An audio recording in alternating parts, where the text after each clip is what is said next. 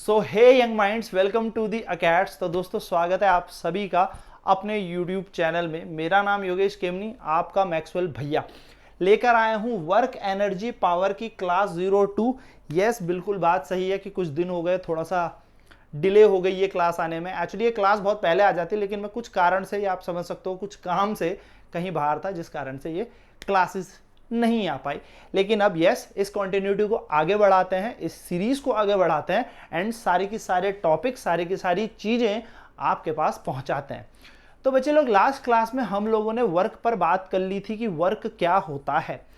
Work का मतलब क्या होता है? जब हम किसी बॉडी पर फोर्स लगाएं और उस बॉडी पर फोर्स लगने के कारण डिस्प्लेसमेंट हो। यानी कि दो मेजर पैरामीटर्स हैं जो हमें याद रखने हैं वर्क के लिए। पहला फोर्स और दूसरा था हमारे पास डिस्प्लेसमेंट। साथ ही साथ हमने एक और चीज देख ली थी कि वर्क डन जो होता है इन दोनों के बीच के एंगल पर भी डिपेंड करता है। यानी कि एक फॉर्मूला हमने वहां पर देख लिया था, F S cos theta. Cos theta क्या होता है? जब हम हायर क्लासेस में पढ़ते हैं तो एक ऐसा कंपोनेंट हम फोर्स का लेके चलते हैं जो डिस्प्लेसमेंट की डायरेक्शन में हो। तो मोटा मोटा भी हमें यह याद रखना है कि वर्क डन का फॉर्मूला हो गया एफ एस कॉस थीटा, और थीटा जो होता है वो होता है angle between force and displacement. यानी कि फोर्स और डिस्प्लेसमेंट के बीच का एंगल होगा। ये बात आप ध्यान में रखिएगा। तो आज क्लास 2 में इसी चर्चा को आगे करते हैं।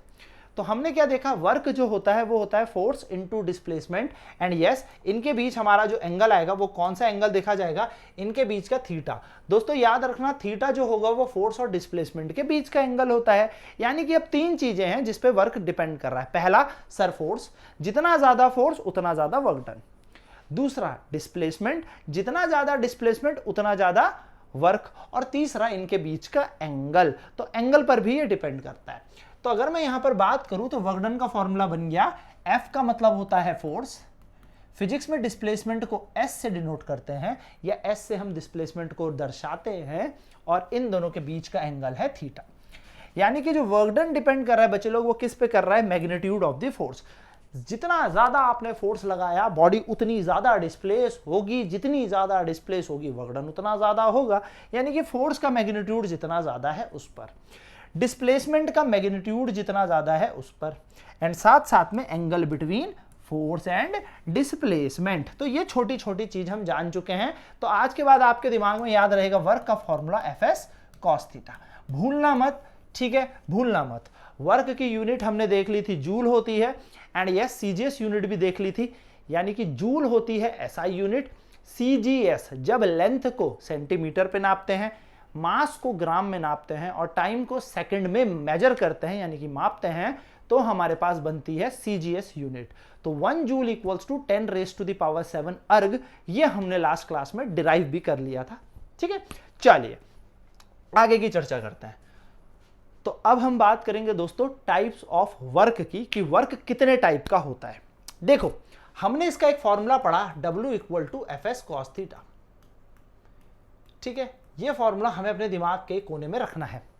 तो W equals to F S cos theta, यानी कि वर्क डन बराबर force into displacement into cos theta. और थीटा क्या है? Angle between force and displacement. फिर याद रखेंगे, थीटा क्या है? Angle between force and displacement.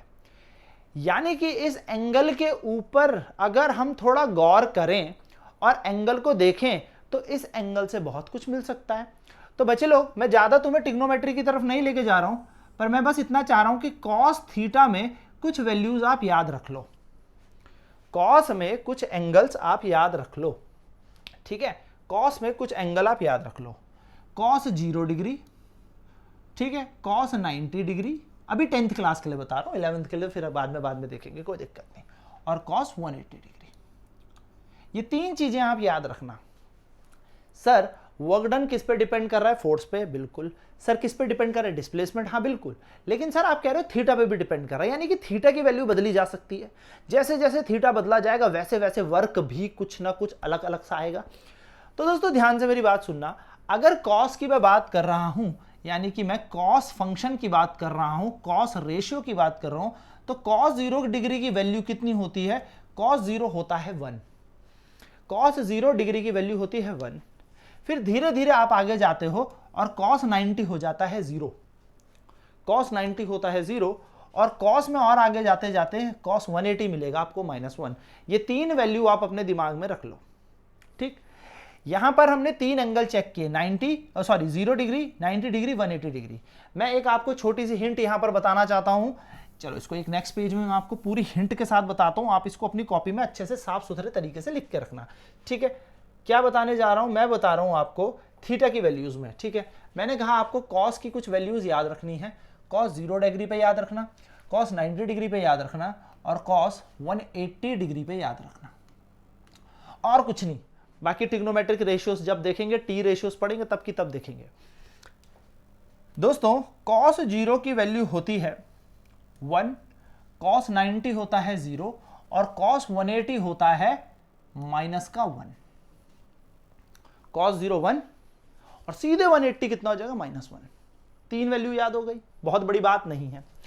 0 degree का मतलब क्या होता है, जरा सा इसका फील ले लो। 0 डिग्री अगर कभी आया तो इसका मतलब क्या है। 0 डिग्री का मतलब होता है बच्चों, मैं जहां जा रहा हूं मेरे पीछे पीछे भी कोई आ रहा है, पीछे पीछे।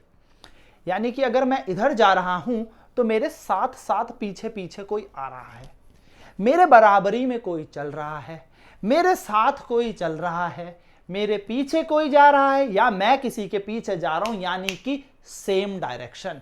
अगर कभी 0 डिग्री आया तो इसका मतलब होता है पैरेलल। 0 डिग्री का मतलब होता है पैरेलल, और हम ऐसे कह सकते हैं कि ये आगे तो हम इसके पीछे, यानी कि एग्जैक्ट सेम लाइन को भी पैरेलल कहा जाता है।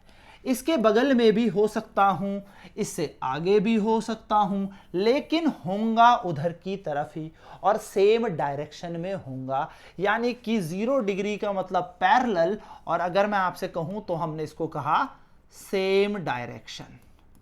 तो अगर कभी मैं आपसे कहूं फोर्स और डिस्प्लेसमेंट सेम डायरेक्शन में लग रहा है, फोर्स और डिस्प्लेसमेंट सेम डायरेक्शन में लग रहा है, यानी कि जिधर फोर्स उधर ही डिस्प्लेसमेंट, इनके बीच का एंगल क्या होगा 0 डिग्री। अगर मैं कहूं force and displacement are parallel to each other, तो दिमाग की बत्ती जल जानी चाहिए कि जिधर फोर्स उधर ही डिस्प्लेसमेंट, यानी कि एंगल 0 डिग्री।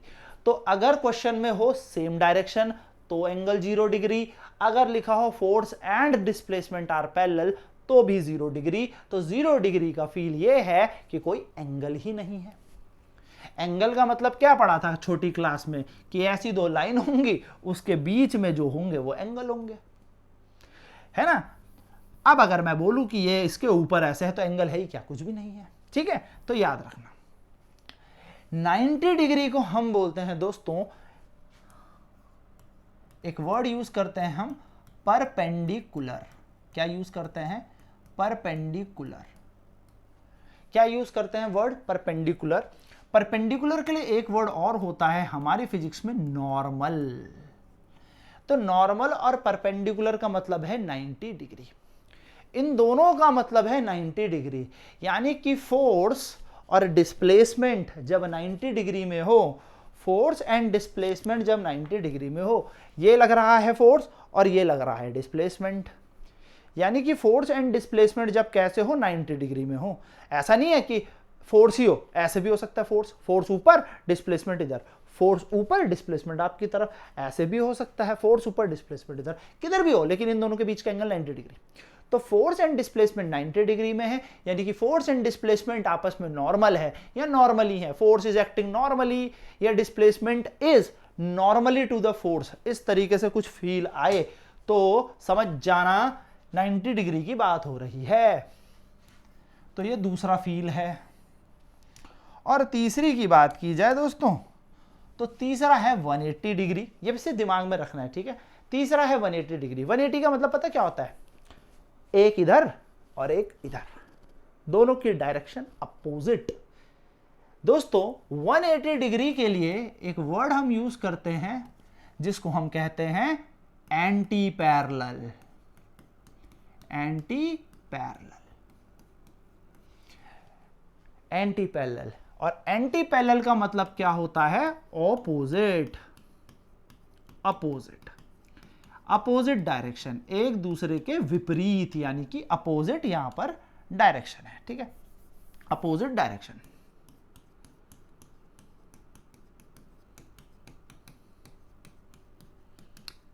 ठीक है, तो ऐसे लग गया फोर्स और इधर हो गई डिस्प्लेसमेंट, तो इन दोनों के बीच का एंगल हो गया 180 डिग्री। ऐसे लग गया फोर्स और ऐसे ही हो रही है डिस्प्लेसमेंट, यानी कि इधर फोर्स और उधर ही डिस्प्लेसमेंट। तो जब फोर्स जिधर लग रहा हो उधर ही डिस्प्लेसमेंट हो तो सेम डायरेक्शन, यानी कि एंगल कितना हो जाएगा 0 डिग्री। याद रखना, सेम डायरेक्शन में एंगल 0 डिग्री, अपोजिट डायरेक्शन में एंगल 180 डिग्री। और परपेंडिकुलर में कुछ भी हो, फोर्स ऊपर डिस्प्लेसमेंट ऐसे, या डिस्प्लेसमेंट ऊपर हो रही हो फोर्स ऐसे लग रहा हो, कोई फर्क नहीं। डिस्प्लेसमेंट ऊपर ही नहीं, ऐसे भी हो सकती है कि डिस्प्लेसमेंट आगे हो रही फोर्स नीचे लग रहा हो, तो भी angle 90 degree. Normally perpendicular angle 90 degree, force and displacement are in same direction या parallel to each other, angle 0 degree.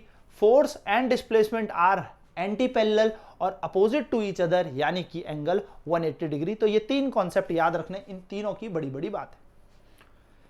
I hope ये चीजें क्लियर होंगी इस फोर्स के अकॉर्डिंग। तो वर्क का फॉर्मूला हमने क्या पढ़ा, force into displacement into cos theta.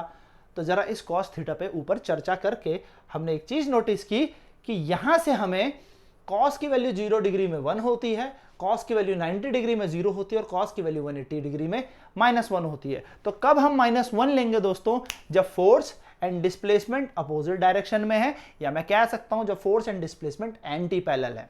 कब मैं नॉर्मली लूंगा दोस्तों, या कब परपेंडिकुलर लूंगा, या कब 90 डिग्री लूंगा थीटा, जब फोर्स एंड डिस्प्लेसमेंट आपस में नॉर्मली है या फोर्स एंड डिस्प्लेसमेंट आपस में परपेंडिकुलर है।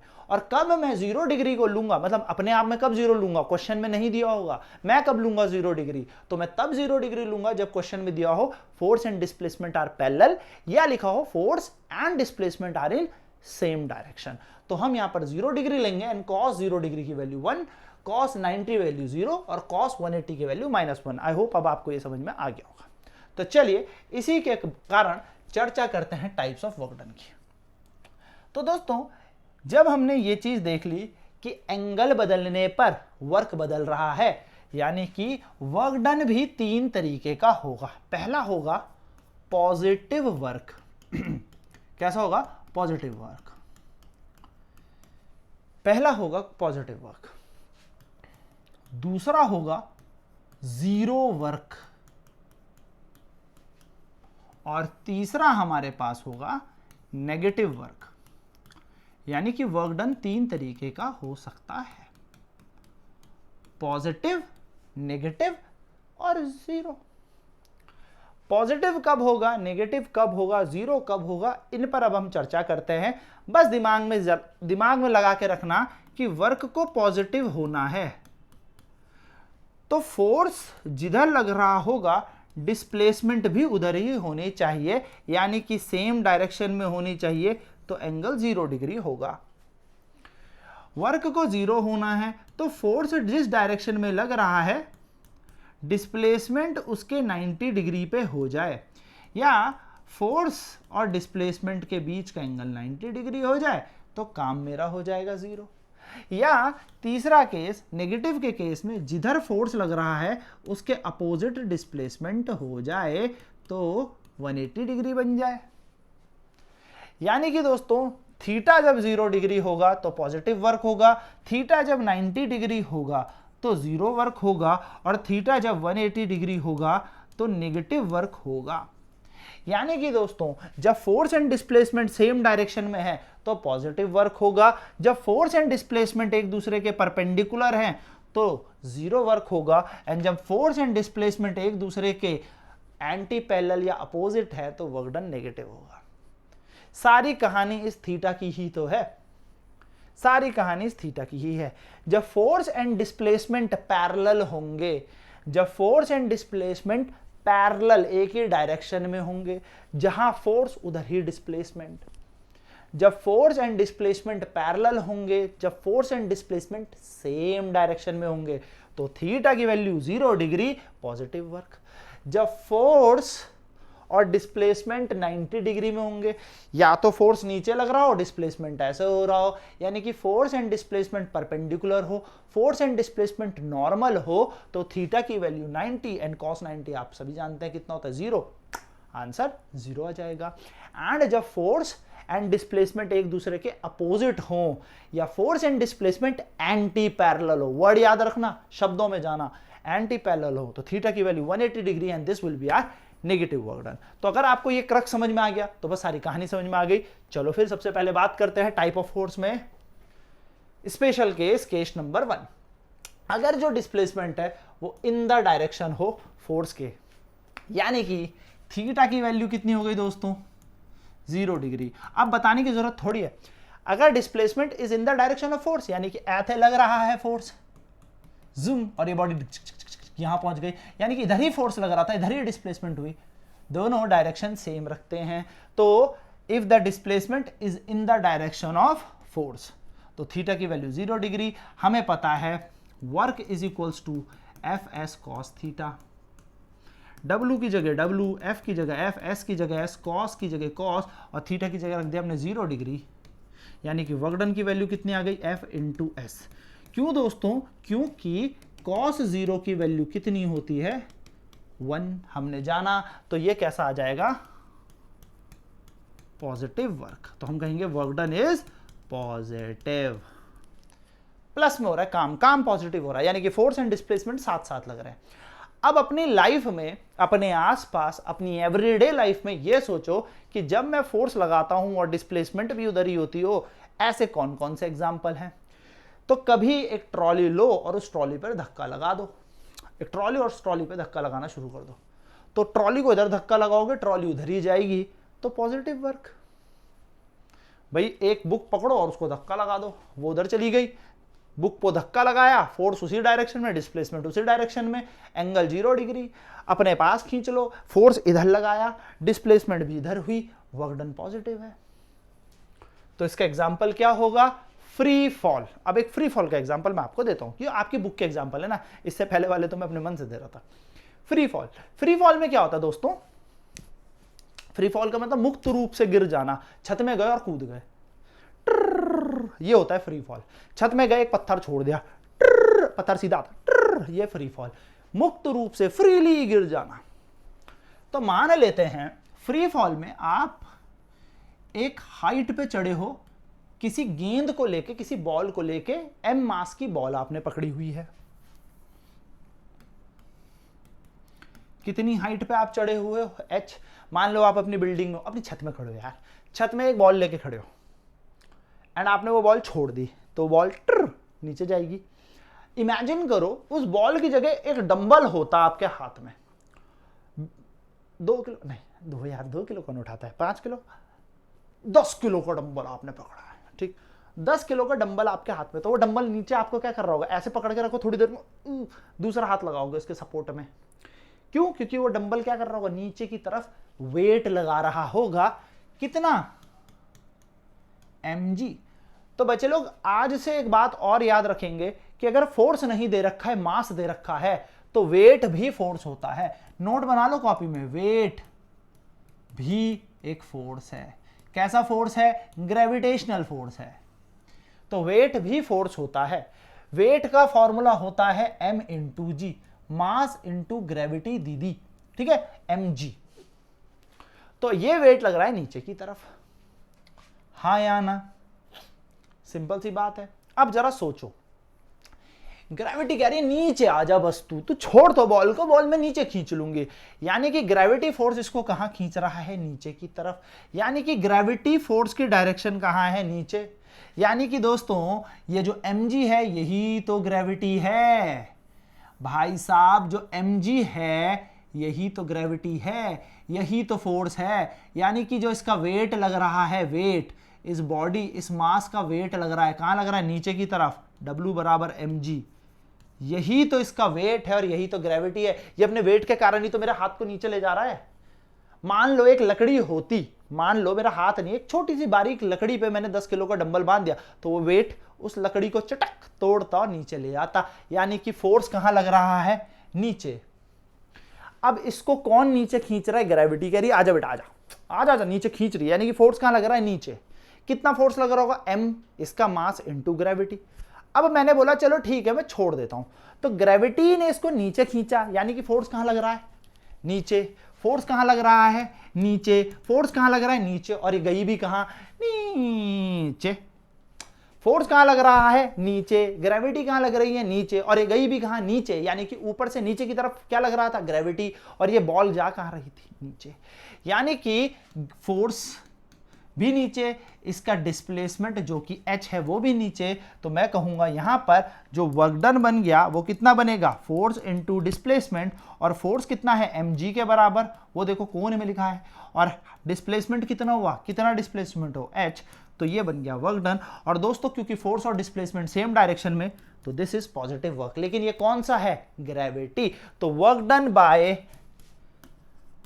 Done by gravity. ग्रेविटी क्या है? एक फोर्स है। तो work done by gravity is positive during free fall. ठीक, सिंपल सी बात याद रखना। Work done by gravity, gravity कह रही नीचे आ जा, यानी कि फोर्स की डायरेक्शन कहां लग रही है? नीचे। छोड़ा मैंने, गई भी नीचे, यानी कि फोर्स और डिस्प्लेसमेंट सेम डायरेक्शन में। तो इस केस में दोस्तों थीटा की वैल्यू 0 डिग्री है। भाई सेम डायरेक्शन में चल रहे हैं, तो पहला एग्जांपल याद रखना ये बन जाएगा। ये बड़ा इंपॉर्टेंट एग्जांपल है भाई, ये कूली नंबर 1। बिल्कुल कूली वाले क्वेश्चन बड़े पूछे जाते हैं। ठीक है, कूली जी ने जब सामान अपने सर पे रखा, जो भी सामान हम उठा रहे हैं, हम हर बार तो नहीं बोलेंगे कूली जी ने बैग रखा, कूली जी ने कोई मटका सर पे रखा। तो जो भी चीज है वो कूली के लिए तो भार है ना, भार यानी कि सर पे रखेगा, कुछ भी भारी सामान ही रखेगा। तो उस भार को हमने लोड कह दिया। क्या कह दिया? लोड। जो भी सामान हमें उठाना है, आप बैग कंधे में लेके स्कूल जा रहे हो, तुम भी तो एक कूली हो। ही सर, हम भी कंधे में बैग लेके स्कूल जाते हैं, लोड बहुत पड़ता है। बिल्कुल है ना, किताबों का बोझ। ओफो। ठीक है, तो आप लोग भी क्या करते हैं, जब बैग अपने कंधे पे रखोगे तो यानी कि वो लोड है आपके लिए, राइट? वो एक वेट ही तो है। अच्छा, बिल्कुल किताबें खोल के आप पढ़ते होंगे, यस, लेकिन वहां पर आपके कंधे के ऊपर वो क्या डाल रहा है? वेट डाल रहा है, यानी कि दैट इज लोड। तो जब कूली ने अपने सर पर सामान रखा, तो a load up against the gravity. अब फील करना मेरी बात, यहां पे बहुत बच्चे कंफ्यूज होते हैं। कंफ्यूज नहीं होना, मेरी शब्दों पे जाना, क्रिस्टल क्लियर वर्ड में आपके आगे रख रहा हूं। मान लो भैया हम हैं कूली, हम क्या हैं? हम हैं कूली, कूली हैं हम। और हमने यहां पर एक बुक है मेरे पास, मैथ्स की बुक मेरे पास है। इस बुक को मैं, मान लो लोड है, ठीक है, मैंने जमीन से उठाया और अपने सर पे रख दिया। तो मैंने उठाया ना, उठाया, ग्रेविटी कहां लग रही है? नीचे। पर मैं कहां उठा रहा हूं? ऊपर। कौन उठा रहा हूं? मैं उठा रहा हूं। मैं मतलब मैं, ऑब्वियसली आप मतलब आप, ठीक है। तो मैंने कहां फोर्स लगाया हुआ दोस्तों से उठाने के लिए?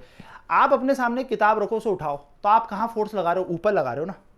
आप कहां लगा रहे हो? मैं ग्रेविटी की बात नहीं कर रहा हूं, आप कहां लगा रहे हो? आपका फोर्स ऊपर, डिस्प्लेसमेंट भी ऊपर, ग्रेविटी लग रही है नीचे, यानी कि इसको उठाते वक्त दो फोर्स यहां पर रोल प्ले कर रहे हैं। मेरी बात सुनना, इस बॉडी को उठाते वक्त दो फोर्स यहां पर लग रहे हैं, एक जो मैं लगा रहा हूं, एक जो ग्रेविटी यानी कि इसका मास लगा रहा है।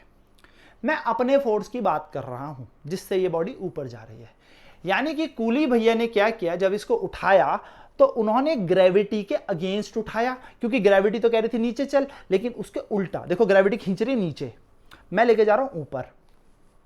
तो जब कूली जी ने इसको उठाया होगा तो जो फोर्स उन्होंने लगाया वो लगाया अगेंस्ट द ग्रेविटी, यानी कि इस लोड को उठाते वक्त ग्रेविटी के उल्टा काम कर रहा हूं ना मैं। ग्रेविटी कह रही नीचे चल, मैं कह रहा हूं नहीं, हम तो ऊपर उठाएंगे। Coolie does work on the load when he raise the load up against the gravity. तो जो मैं इस चीज को उठा रहा हूं, मैं, तो मेरे थ्रू ये बॉडी कहां जा रही है? ऊपर। और इसकी डिस्प्लेसमेंट भी कहां हो रही है? ऊपर। यानी कि दोस्तों जब मैंने इस लोड को ऊपर उठाया तो ये वर्क फोर्स बाय मैं हूं, मैंने लगाया जो, और इसका डिस्प्लेसमेंट भी कहां हो रहा है? ऊपर की तरफ। यानी कि मेरे थ्रू जो वर्क डन है वो कैसा होगा? Positive. Work done by me, मेरे द्वारा जो वर्क डन हुआ है। The work done by coolie on raising a load, मैं तो कूली हूं ना, मैंने उठाया सामान, तो भैया कूली जी ने जब सामान उठाया तो वर्क डन कितना हुआ होगा, mgh। अब आप बोलोगे सर mg क्यों, भाई जितना इसका मास इंटू ग्रेविटी है उतना ही तो वेट मैं ऊपर उठा रहा हूं। 10 किलो का डंबल उठा रहा होता तो 10 किलो ही तो बोलता मैंने 10 किलो उठाया है, मैं ऐसे थोड़ी बोलूंगा मैंने 50 किलो उठा लिया। 10 किलो का डंबल उठाऊंगा तो 10 किलो के हिसाब से वेट लगेगा मेरे हाथ से, तो उतना ही मैंने उठाया है। तो mgh हमारे पास वर्क डन बाय कूली हुआ, जितना भी मास उसने उठाया तो उसने अगेंस्ट द ग्रेविटी उठाया, लेकिन वजन तो उठाया है, तो वजन होगा mg, और h हाइट तक उठा दिया तो h। ठीक है सर, समझ में आती है बात।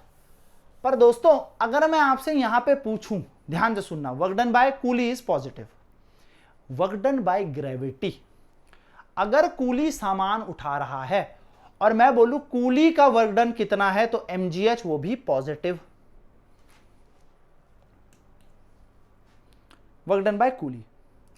लेकिन अब कूली सामान उठा रहा है और मैं पूछूं वाइल रेजिंग, इसको उठाते वक्त work done by gravity, work done by gravity, तो ग्रेविटी कहां लग रही है, नीचे, ये जा कहां रहा है, ऊपर, तो work done by gravity when a coolie lift a load is negative, work done by gravity when a coolie lift a load सिर्फ उठा रहा है अभी, is negative. Work done by gravity when I am lifting a load is negative, भाई gravity तो नीचे मांग रही है ना, मैं डिस्प्लेसमेंट ऊपर कर रहा हूं, बात समझ गए। वर्क डन बाय मी, जब मैं इसको उठा रहा हूं, work done by me is positive, work done by gravity is negative. जब मैं इसको उठा रहा हूं, जब मैं इसे उठा रहा हूं तो मैं ऊपर उठा रहा हूं, ये जा भी ऊपर रही है यानी कि पॉजिटिव। जब मैं इसे उठा रहा हूं ग्रेविटी तो नीचे लग रही है, तो ग्रेविटी का वर्क डन नेगेटिव, क्योंकि जा तो ये ऊपर रहा है ना। आई होप अब आपको बात समझ में आ गई होगी, तो कंफ्यूज मत होना क्वेश्चन में पूछा क्या है। Case 2, when the displacement is normal, normal यानी कि परपेंडिकुलर, आप सभी जानते हो नॉर्मल मतलब परपेंडिकुलर, थीटा की वैल्यू 90 डिग्री, यानी कि वर्क बन जाएगा fs cos 90 डिग्री, यानी कि 0, क्योंकि दोस्तों cos 90 बोले तो 0 है ना, तो वर्क डन इक्वल टू 0 आ गया। यानी कि दिस टाइम याद रखना, when force and displacement are 90 degree to each other, when force and displacement are 90 degree to each other, work done is negative, oh sorry 0, work done is 0। Example, अब ये देखो coolie वाला example फिर आ गया, तो coolie जब सामान उठा रहा था ऊपर की तरफ तो mgh, वर्क डन किया भाई कूली ने, भाई सामान उठाया, जान निकल गई कूली की। अब कूली जी ने सर पे सामान रख दिया, when a coolie walk on a horizontal floor while carrying a load on his head, अब ये ग्रेविटी कहां लग रही होगी, मेरे सर पे वजन पड़ रहा होगा ना, यानी कि ये ग्रेविटी नीचे लग रही है और मैं चल रहा हूं यूं, क्या समझे, फोर्स कहां लग रहा है दोस्तों, नीचे, ये फोर्स है, ठीक है, फोर्स कहां लग रहा है, नीचे, चल कहां रहा हूं मैं, आगे, फील करो फील करो, ग्रेविटी कहां लग रही है, नीचे, ग्रेविटी लग रही है नीचे, चल रहा हूं मैं आगे, डिस्प्लेसमेंट कहां हो रहा हूं, आगे, फोर्स ऑफ ग्रेविटी कहां लग रही है, नीचे, ध्यान से सुनना, ग्रेविटी कहां लग रही है, नीचे, भैया उसका वेट नीचे ही लग रहा है, कूली के ऊपर और पत्थर पत्थर पत्थर पत्थर बढ़ता रहता, कूली दब जाता, क्यों, क्योंकि वेट बढ़ जाता, कूली के ऊपर सामान सामान सामान रखते रहो, कूली दब जाएगा नीचे की तरफ, क्यों दब जाएगा, क्योंकि वेट बढ़ जाएगा, क्योंकि ग्रेविटी नीचे लग रही है, लेकिन कूली सामान को लेकर चल रहा है आगे, यानी कि इन दोनों के बीच का एंगल कितना हो गया, 90 डिग्री। ध्यान से देख लो, फोर्स लग रहा है नीचे, डिस्प्लेसमेंट आगे, देखो ऐसे ना, कूली ने जो सर पे सामान रखा है वो सारा वजन उसके सर पे लग रहा है, यहाँ पे मान लो सर है और ये कूली चल रहा है आगे, यानी कि डिस्प्लेसमेंट हो रही है आगे, फोर्स लग रहा है नीचे। So when a coolie walks on a horizontal floor while carrying a load on his head, no work is done against the gravity, gravity के अगेंस्ट कोई काम नहीं हुआ, क्योंकि ग्रेविटी नीचे लग रही थी, वर्क डन, डिस्प्लेसमेंट आगे हो रही थी, बिकॉज डिस्प्लेसमेंट ऑफ लोड, ऐसे लग रहा है फोर्स और ऐसे लग रहा है डिस्प्लेसमेंट, तो एंगल 90 डिग्री, और ये कौन सा फोर्स है दोस्तों, ग्रेविटी, तो work done by gravity is 0। ठीक, बाकी यही पूरी कहानी यहां पे लिखी है।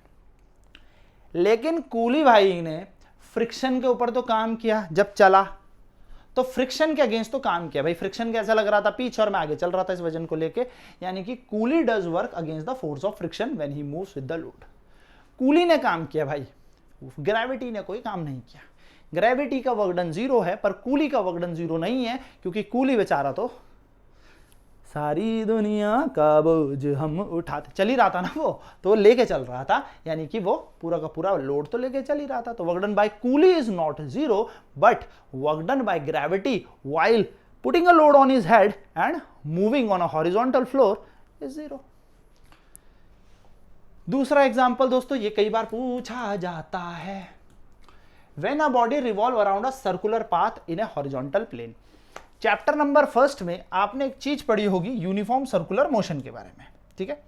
तो जब कोई बॉडी सर्कुलर मोशन करती है तो वो सर्कल में घूमती है। हाँ सर, अब सर्कल में घूमते वक्त होता क्या है ना दोस्तों, सर्कल में एक रेडियस होता है। हाँ सर, सर्कल में जब भी कोई बॉडी चलती है तो वो टेंजेंट चलती है, आपने पढ़ा होगा सुप, आप यहाँ जाकर जूम, फिर जूम ऐसे भागोगे, फिर जूम ऐसे भागोगे, फिर जूम ऐसे भागोगे, टेंजेंट में चलते हो।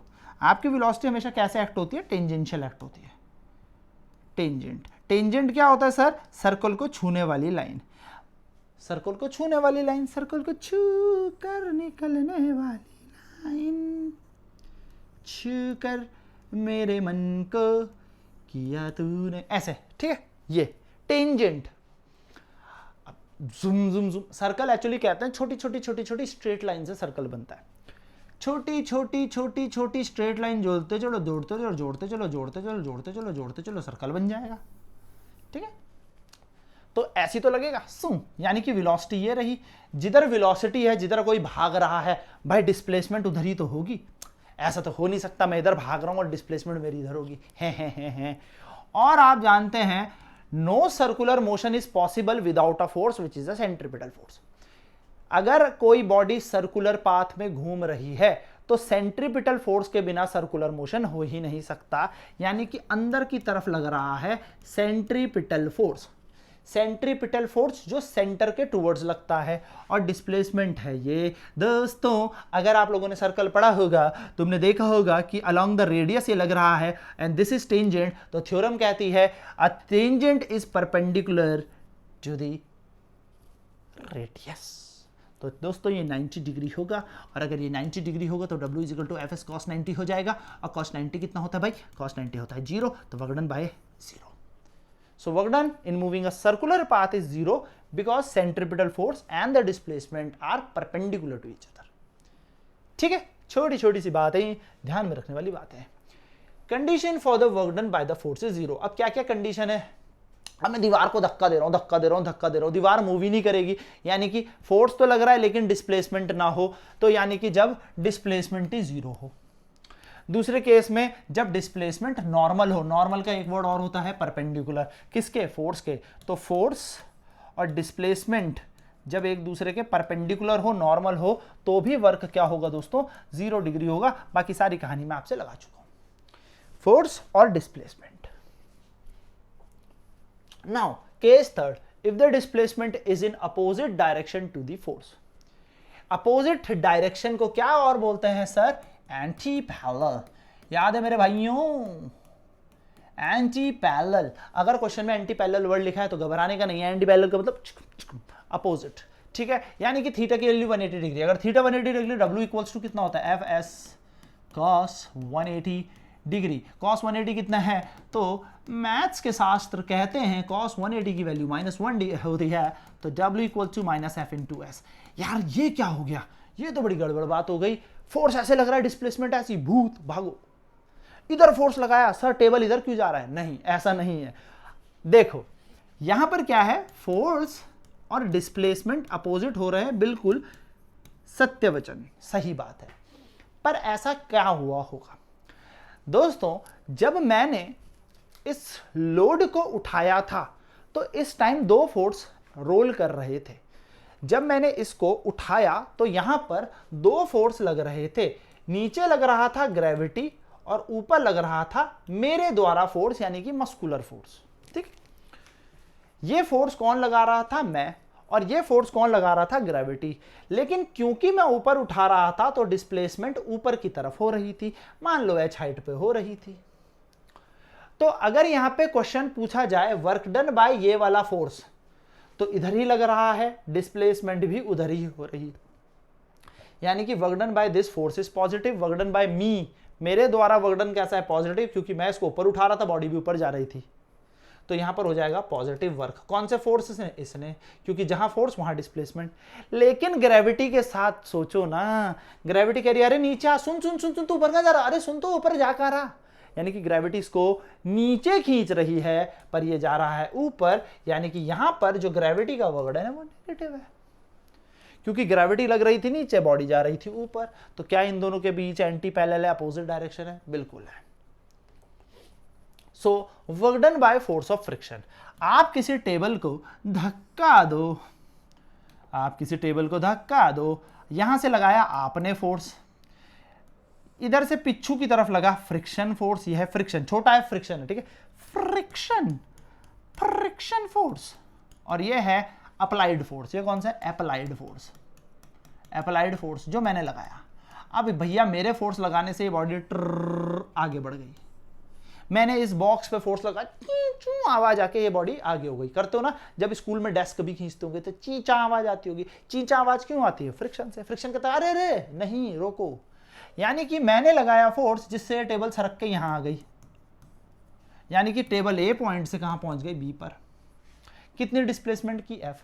तो अगर इस पॉइंट ऑफ व्यू में मैं आपसे बोलूं यहां पर कितने फोर्स लग रहे हैं? दो, एक लग रहा है अप्लाइड फोर्स और एक जमीन लगा रही है फ्रिक्शन, धरती इस पे लगा रही है फ्रिक्शन, जमीन इस पे फ्रिक्शन लगा रही है। तो work done by applied force, जिधर फोर्स उधर ही डिस्प्लेसमेंट, पॉजिटिव। लेकिन हम नेगेटिव का उदाहरण देख रहे थे, तो फ्रिक्शन देखो इधर लग रहा है, डिस्प्लेसमेंट इधर हो रही है, एंगल 180 डिग्री ब्रो, और अगर एंगल 180 डिग्री यानी कि एंटी पैरेलल है, anti parallel equals to negative work done, तो यहां पर वर्क डन हो जाएगा नेगेटिव। हाँ, कितना आसान कॉन्सेप्ट है, इजी। चलो, When a ball is thrown vertically upward, the work done by the force of gravity। ये बॉल है, मैंने इसे ऊपर फेंक दिया, तो मैंने फेंका ऊपर, मैंने कहां लगाया फोर्स? ऊपर, तो मेरा वाला फोर्स लगा ऊपर, लेकिन ग्रेविटी लग रही है नीचे, तो ये लग रहा है फोर्स ऑफ ग्रेविटी। ग्रेविटी कह रही है भैया ऊपर कहां जा रहे हो, नीचे आओ, लेकिन बॉडी कह रही नहीं है, हमारे साहब ने ऊपर फेंका है, हम तो ऊपर जाएंगे, यानी कि ग्रेविटी लग रही है नीचे, डिस्प्लेसमेंट हो रही है ऊपर। तो डिस्प्लेसमेंट और ग्रेविटी के बीच को अगर हम देखें तो ग्रेविटी लग रही है नीचे और डिस्प्लेसमेंट हो गई ऊपर, यानी कि ये दोनों के दोनों एक दूसरे के एंटी पैरेलल। इजी। लेकिन अगर यहीं पे क्वेश्चन बोलता वर्क डन बाय मी, जो जिस इंसान ने बॉल फेंकी, तो भाई उसने ऊपर फोर्स लगाया, बॉल भी ऊपर गई है, यानी कि उसके थ्रू वर्क डन पॉजिटिव। तो दोस्तों याद रखना है आपने किधर फोर्स लगाया और बॉडी किधर जा रही है।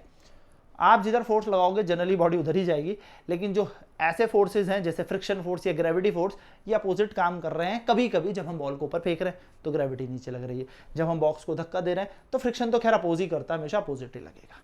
तो बड़ी बड़ी छोटी छोटी बातें याद रखनी है। So if the force is variable, अब बड़ा इंपॉर्टेंट कॉन्सेप्ट है दोस्तों, इस क्वेश्चन में इस कॉन्सेप्ट पे ऐसा क्वेश्चन बना नहीं, बट काफी इंपॉर्टेंट है। तो आई होप आपको टाइप ऑफ वर्क समझ में आ गए होंगे कि कब वर्क पॉजिटिव कब नेगेटिव लेना है। नाउ बात करते हैं अगर फोर्स वेरिएबल है, तो दोस्तों मतलब क्या होता है वेरिएबल का? वेरिएबल का मतलब होता है विच इज चेंजिंग, जो बदल रहा है।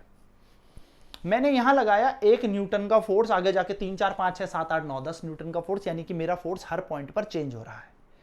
तो अगर ऐसा कॉन्सेप्ट दिखे तो याद रखना, the area enclosed by the graph of force and displacement gives work done. कुछ मत करना, 9th क्लास में आपने बहुत अच्छे से पढ़ा है, area of VT graph displacement देता है, एरिया ऑफ एटी ग्राफ आपको वेलोसिटी देता है। उसी तरीके से अगर आपके पास फोर्स एंड डिस्प्लेसमेंट का ग्राफ चमके, फोर्स एंड डिस्प्लेसमेंट का ग्राफ चमके, और फोर्स एंड डिस्प्लेसमेंट इस तरीके से है कि ये चेंज हो रहा है, फोर्स चेंज हो रहा है, देखो यहां तक सेम था यहां बदल गया, तो आप कुछ मत करना दोस्तों, आप ये एरिया निकाल देना फोर्स एंड डिस्प्लेसमेंट के ग्राफ का, ये जो भी एरिया आएगा ये वर्क होगा, ये वर्क होगा। फोर्स ऐसे लग रहा है, डिस्प्लेसमेंट कुछ इस तरीके से हुआ, जो भी हुआ, तो देखो पहले फोर्स कुछ अच्छा से लग रहा था, अब फोर्स ऐसे लग रहा है, तो फोर्स एंड डिस्प्लेसमेंट का ग्राफ आपको क्या देगा? वर्क। फोर्स एंड डिस्प्लेसमेंट के ग्राफ का एरिया आपको वर्क देगा, ये एरिया निकालना है, यानी कि area of triangle O A B निकाल लो, वर्क मिल जाए। अभी क्वेश्चन कराता हूं, फील आ जाएगा, ठीक है। तो जैसे एक क्वेश्चन समझो, एक क्वेश्चन बहुत ही आसान है, मैं कहूं कि find the work done, work done निकालो। ठीक है, इधर दे रखा है फोर्स इन न्यूटन ऐसे वाई एक्सिस की तरफ, और एक्स एक्सिस की तरफ दे रखा है डिस्प्लेसमेंट इन मीटर। ठीक है, 5, 10, 15, 20। एक एग्जांपल दे रहा हूं, ठीक है, 5, 10, 15, 20, 25। ठीक, 1, 2, 3, 4, 5, 6, 1, 2, 3, 4, 5, 6। ठीक है, इस तरीके से दे दिया। आपसे पूछा है find the work done, work बताओ। तो दोस्तों कुछ मत करना, वर्क देखने के लिए आपको पता होना चाहिए कि ये जो ग्राफ दिख रहा है, ये जो ग्राफ दिख रहा है, इसमें फोर्स है, हाँ है, डिस्प्लेसमेंट हाँ है, तो बिल्कुल कुछ नहीं करना, आप इसका एरिया निकाल दो। आप इसका एरिया निकाल दो, आपको क्या मिल जाएगा, वर्क डन। आप बोलोगे सर क्या है, देखो फोर्स एक पॉइंट तक कांस्टेंट था, लेकिन फोर्स अब यहाँ पर खत्म हो चुका है। यानी कि अगर मैं बात करूं तो इसका निकालने का तरीका क्या होगा, work is equals to area निकालना है, तो एरिया ऑफ क्या निकाल दो, इस ग्राफ को निकाल दो। अब देखो यहां तक 15 न्यूटन है एरिया ऑफ ग्राफ, यानी कि यहां से यहां तक कितना है 5, और यहां से हाइट देखोगे तो कितना है 15। तो देखो फोर्स कितने न्यूटन का लग रहा था 15, और डिस्प्लेसमेंट कितनी हुई है 5, तो रेक्टेंगल का एरिया निकाल दो, इस रेक्टेंगल का एरिया निकाल दो, एरिया निकाल दो, वर्क डन निकल जाएगा, यानी कि 15 इंटू 5 75 जूल आपका वर्क डन है, सिंपल। तो आपको अगर फोर्स और डिस्प्लेसमेंट मिल जाए और उसके अंदर ग्राफ हो, तो फोर्स एंड डिस्प्लेसमेंट के ग्राफ का area enclosed by the graph of force and displacement gives work done. Note याद रखना। अच्छा सर एक और क्वेश्चन आ जाए, चमक जाए अगर इसमें, तो एक क्वेश्चन ऐसे चमक जाए अगर,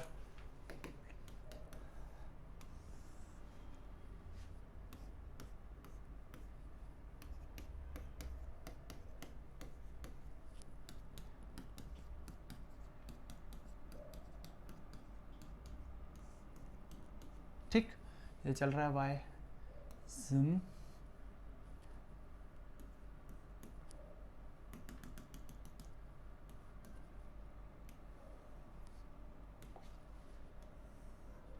एक सेकेंड, हाँ ये लो, ठीक है, ये बन गया। और अब आपसे क्वेश्चन, जरा क्वेश्चन ध्यान से सुनना, क्वेश्चन ध्यान से सुनना। Find the work done, find the work done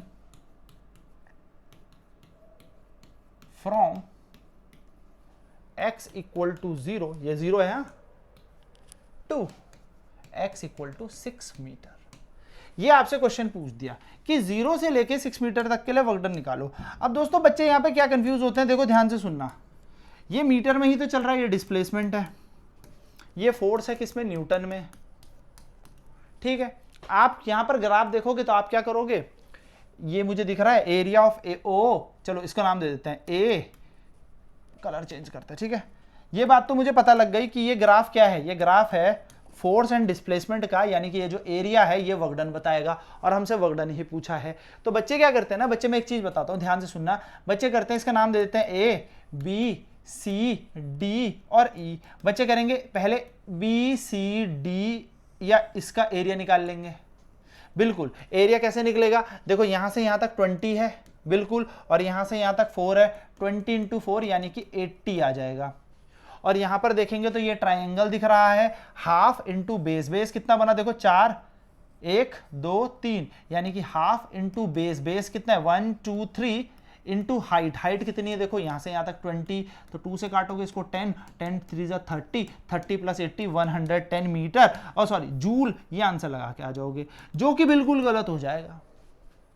गलत क्यों हो गया, क्योंकि आपसे 6 मीटर तक पूछा था, आपने 7 तक निकाल लिया।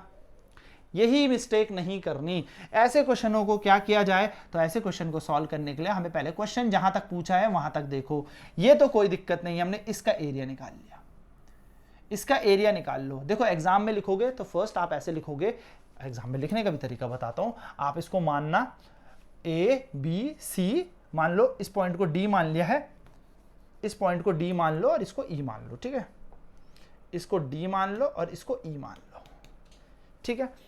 आप लिखोगे वर्क इज इक्वल्स टू, ध्यान से सुनना, एरिया ऑफ रेक्टेंगल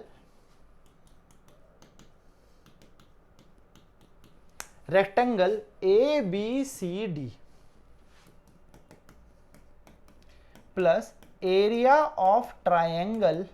अब दोस्तों इसको ई माना है ना, पर ई 7 तक है, तो आप लोगे एक point F, area of triangle D C F. आप कहां तक लोगे? 6 तक लोगे, क्योंकि क्वेश्चन में 6 मीटर पूछा है। 7 बोलता तो 7 लेते, 5 बोला तो 5 तक लोगे। बात समझ पा रहे हो? ये भी याद रखना। तो अब यहां पर लगाओ, एरिया ऑफ रेक्टेंगल कितना हो जाएगा? 20 into 4 plus area of triangle half into base कितना बना? 1 एंड 1 2, 6 तक जाना है तो 2 इंटू हाइट कितनी बनी? यहां से यहां तक देखो 20 दे रखी है, 20, 2 ने 2 को मारा, 40 to 80 प्लस 20 यानी कि 100 जूल। ये कर सकते हो। अच्छा सर, इस पे एक और चीज कर सकते हैं, बिल्कुल। अगर आप ध्यान से देखेंगे तो आपको ये वाला डायग्राम, मेरी नजर से देखो यारों, ये एक ट्रपेजियम दिख रहा है। हाँ सर, ये वाला मुझे ट्रपेजियम दिख रहा है, देखो ये वाला मुझे ट्रपेजियम दिख रहा है, जुम जुम जुम जुम जुम जुम, ये ग्रीन ग्रीन वाला दिख रहा है। हाँ सर दिख रहा है, देखो देखो देखो देखो देखो ना, दिख रहा है सर। तो एरिया ऑफ ट्रपेजियम भी लगा सकते हो, बिल्कुल लगा सकते हो। तो आप लगा दो area of trapezium work is equals to, we know that, पूरा लिखना, we know that the area enclose by the force displacement graph gives work done and hence the work done is equals to area of trapezium. नाम क्या है इस trapezium का? Trapezium का नाम है A B C F A, A B C F A. ही sir, area of trapezium तो याद ही नहीं है। हाँ सर, लगा तो दिया, फिर कैसे निकला जाएगा? तो एरिया ऑफ ट्रपेजियम होता है दोस्तों half into sum of parallel sides into height. तो W को W छोड़ो, 1/2 ऐसी, sum of parallel side, parallel ये रही, पैरेलल एक ये रही, यहां से यहां तक देखो कितना है? 4, और यहां से यहां तक कितना है? 6। तो 4 प्लस 6 इंटू हाइट कितनी है? हाइट यही तो है, यही हाइट है, 20 इंटू 20। तो क्या किया जाए? 1/2 इंटू 10 इंटू 20, 10 10 10 जा 100 joule be your required work done. तो चाहे ऐसे करो चाहे ऐसे करो, आंसर आपके पास है, बट याद रखना है 6 मीटर तक पूछा है तो ऐसे। तो area under force displacement graph gives work done. तो आई होप ये छोटी सी बात आपको समझ में आ गई होगी। नाउ आज की क्लास का last topic which is work done by gravity. दोस्तों ग्रेविटी क्या करती है? ग्रेविटी हमेशा एक वेट जो होता है वो ग्रेविटेशनल फोर्स होता है। तो हम एक छोटा सा नोट पॉइंट यहां पे लिखेंगे, नोट कि वेट जो होता है वही ग्रेविटेशनल फोर्स होता है, ग्रेविटेशनल फोर्स होता है। तो अगर आपने किसी हाइट पर m मास को रखा है, एक डंबल पकड़ के रखा है, तो वो डंबल आपके हाथ पे क्या लगा रहा है? वेट लगा रहा है, और वेट होता है mg। ठीक, अब अगर आप किसी हाइट पे हैं, जमीन से किसी हाइट पर हैं, तो फोर्स कितना हो गया दोस्तों? mg, और डिस्प्लेसमेंट कितना होगा? h, क्योंकि जब ये बॉडी छोड़ के नीचे आएगी। तो वर्क डन बाय ग्रेविटी हो जाएगा फोर्स इंटू डिस्प्लेसमेंट, और फोर्स की वैल्यू होती है mg और डिस्प्लेसमेंट की होती है h। तो work done by gravity is mgh। ठीक है, तो work done by gravity is mgh। m का मतलब होता है मास, g का मतलब होता है gravity, acceleration due to gravity कह लो या ग्रेविटी कह लो। इसकी value 9.8 metre per second square, नहीं तो 10 मीटर पर सेकंड स्क्वायर। ठीक है। अच्छा, इसकी एक यूनिट और पेपर में चमक सकती है या देखने को मिलेगी, 10 न्यूटन पर केजी। तो दोनों का मतलब सेम ही है, newton per KG F equal to MA करके ही आता है, mg करके ही आता है। ठीक है, तो ये हो दोनों सेम है।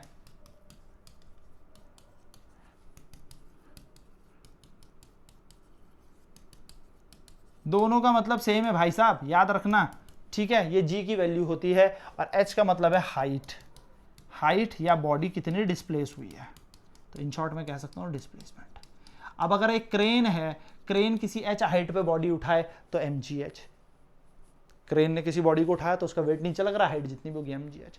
आप एक गमले को लेकर छत पे चले जाओ, गमले को ऐसे पकड़ के रखो तो एम जी उस गमले का वेट, और जितनी हाइट पे आप उसे लेके आओ उसके पास उतनी क्या है अभी वर्क डन करेगा, छोड़ोगे तो उतनी डिस्प्लेसमेंट नीचे जाएगा, तो M G H. So this is work done by gravity, that's it. Formula याद रखना, एम जी एच, जी मतलब ग्रेविटी, ग्रेविटी के थ्रू वर्क डन होता है एम जी एच। तो दोस्तों this is the entire concept of work, work का सारा कॉन्सेप्ट खत्म हो गया। अब नेक्स्ट क्लास में बात करेंगे पावर की, इस पे न्यूमेरिकल्स की। तो आई थिंक आपको ये सारी चीजें क्लियर हो गई होंगी जो जो मैंने आपको इस क्लास में समझाई। तो अगर सारी चीजें समझ में आती है तो बस एक रिक्वेस्ट तुम्हारे भाई की कि एक अच्छा सा कमेंट, प्यारा सा कमेंट जरूर करें, that motivates me to make more and more video. एक कमेंट बस आपसे, एक कमेंट और एक लाइक आपसे चाहिए। शेयर तो आप कर ही देंगे, अपने दोस्तों को शेयर भी कर दिया करो। टॉपरों की बड़ी दिक्कत है, वो शेयर नहीं करता है, मैं क्यों करूं, मैं तो अच्छी जगह से पढ़ाई करूंगी। शेयर किया करो बच्चे लोग, तुम्हारा सपोर्ट ही है जिससे मेरे को आगे बढ़ने की एक मोटिवेशन मिलती है। अगर तुम्हें पसंद आएंगी चीज़ें तो थिंग्स विल बी ग्रेट, बहुत अच्छी। और अपनी मैं पूरी कोशिश करूंगा कि आप लोगों को बोर्ड में मैं कंप्लीट 100 आउट ऑफ 100 कोशिश करूंगा कि आप आए। बस जुड़े रहो, पढ़ते रहो, मुस्कुराते रहो। और यस, मिलता हूं नेक्स्ट क्लास में विद अ थर्ड टॉपिक और a third class of work energy power, that is power, power की कहानी। और मैं मतलब पावर एनर्जी पे बात करेंगे, और मैं गारंटी कहता हूं एक एक क्वेश्चन फोड़ दोगे, बूम बूम कर दोगे। तो मिलता हूं नेक्स्ट क्लास में, till then I am just waiting for your one comment, एक कमेंट वो भी सुंदर सुंदर प्यारा प्यारा सा, जिससे कि तुम्हारा भाई नेक्स्ट क्लास में जल्द से जल्द और बहुत एनर्जी के साथ आपको मिले। तो मिलता हूं नेक्स्ट क्लास में, till then bye, take care.